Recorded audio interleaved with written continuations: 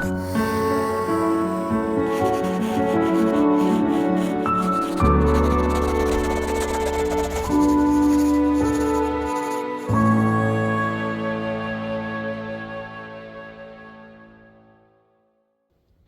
everyone, welcome to part 2 of Hauling Gas.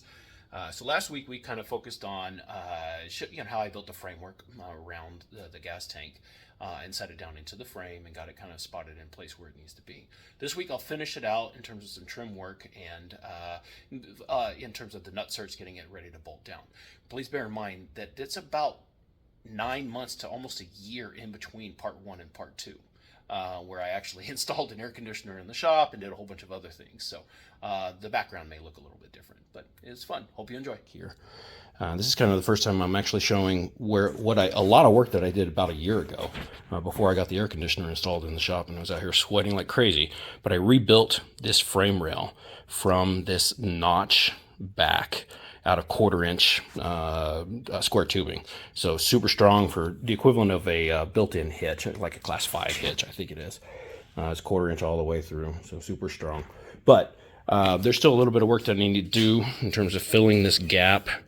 I've got a little shim made out of 1/4 inch that I'm trying to fill structurally in between. And you'll see that it should be notched out just right once I position it to weld solid all the way across here, and attach it to this airbag. So super, super strong and be able to get good welds across the bottom side. But I'll do that in a separate video. I'll talk about that. But today I need to lift out this fuel tank and I'll show you what I'll do on the inside. All right, I'm just taking the gas tank out and you can see a bunch of the framework that I've already built. Square tubing. I just need to finish my welds across the top, or across the edge and across the top. Clean this flat so my tank will lay flat. And then I've got some nutserts that I'm going to experiment with and actually use in the tubing for mounting that tank in. But I wanted to show a little bit close up on this side of how underneath on that bag mount there's a good 45-degree angle for more attachment. So it'll be super strong. And then I haven't figured out exactly how I'm going to round this off, but I'll deal with that later.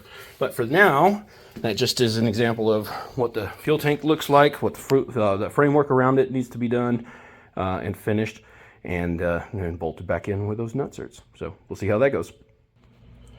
Okay, there's the weld that I did for that structure. Not bad. I got some good penetration. It should grind down and still be pretty strong. A little bit more challenge on this side. But good and clean, structurally sound. Same over here. A little bit of grinding will make that flat, and then we'll be good to go. I also did kind of along the bottom edge, but not all the way around that entire vertical post. But I'll deal with that in another phase. And there she goes. I did not take the welds all the way down. It's perfectly smooth. There's enough flexibility in that gas tank that we can leave some structural stuff on there for the weld. But cleaned it up.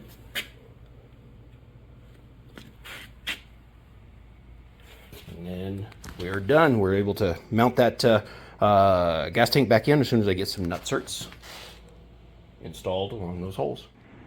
All right, I've got all those nutserts installed on the gas tank mount on the frame here. So I got the 5/16 threaded holes ready to go. I got 11 of them around the entire frame, and once I paint this and get all done with everything else, then I'll be able to install the gas tank. Boop. Boop. And here is the alignment, just an example of the alignment and how well those nutserts fit up to the gas tank. So I'm pretty happy with that. I think that one I need to move just a little bit, but for the most part I am happy with that.